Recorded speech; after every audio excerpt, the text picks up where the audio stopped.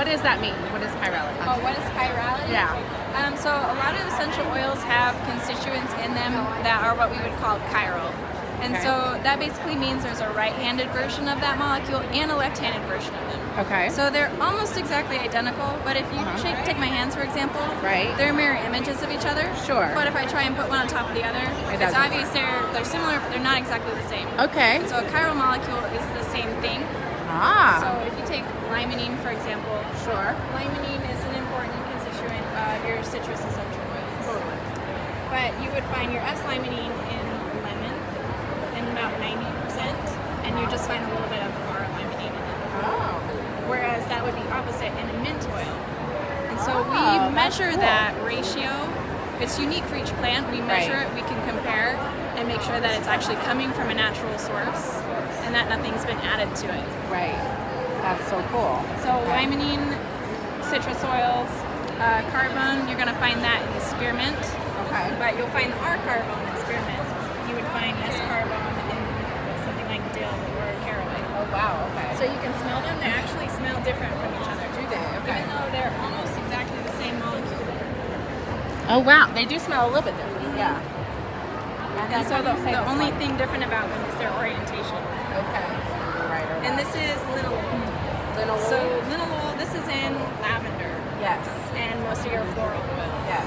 And you would find the R-limonene in that. Are in that. Right. That's so cool. All right. And then explain this for me one more And time. then we have our lemon oils. Okay. So these are all samples of lemon essential oil. The difference between them is how they were extracted. Right. This first one is a cold pressed. This is considered the highest quality lemon oil. This is what is in your bottle of lemon essential oil. Right. We also have an example of a hydro distillation I'll get you my skins and a steam distillation. Right.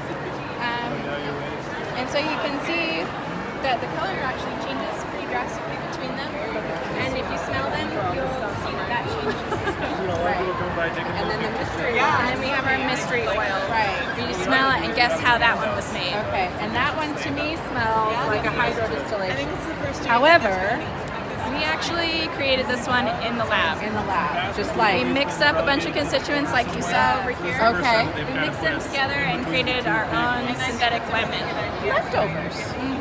You made leftover lemon. Yeah, and so the reason we did that is just to show that your nose can be fooled. Yeah. And the reason we do all of these tests is to make sure that you're actually getting this in your bottle and not this. Right. To That's show you why we invest so much in our research. Yeah. And the constituents are different too. Yeah, Right. so you can see that the reason this one's dark color is because more constituents are actually coming through out of the peel.